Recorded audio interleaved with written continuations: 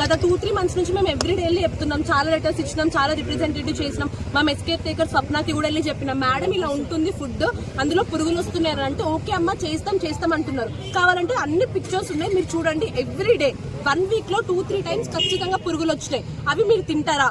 ఎవరైనా తింటారా? ఒక్కసారి రైస్ క్వాలిటీ చూడండి. పాలిష్డ్ రైస్ పెడుతున్నారు.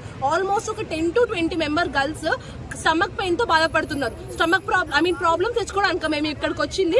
ఇంత ధర్నా చేయాల్సిన అవసరం మాకేంటి? మాకు టైం లేదా? మేము వేస్ట్ చేసుకోవాల్సిన ఇంతమంది కాలేజ్కి వెళ్ళకుండా ఒక్కళ్ళు కూడా ఎందుకు చేస్తున్నారు? ఫుడ్ మేము అడిగితే మా అడ్మిషన్స్ క్యాన్సిల్ చేశారంట. వాళ్ళు ఇచ్చిండ్రా?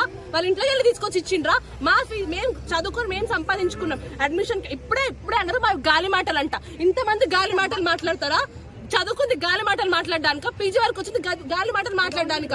ప్రతి ఒక్కటి ప్రూఫ్స్ తోని పెడితే ఇవన్నీ ఎప్పటివా ఉంటున్నారు. చూడండి, డేట్ తో సహా టైం తో సహా పెట్టిన వాళ్ళు అందరు ఉన్నారు.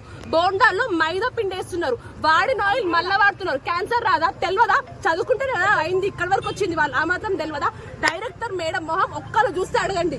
ఇప్పుడు చూస్తారు అందరూ. ఒక్కలకి ఆ మేడం పేరేందో కూడా తెలియదు. మేము వెళ్ళడిగితే మా అడ్మిషన్స్ క్యాన్సిల్ చేస్తామంటున్నారు, గాలి మాటలు అంటున్నారు. ఇవన్నీ మాటలు పడ్డాక మేము వచ్చింది. మాకైతే డైరెక్టర్ మేడం వద్దు.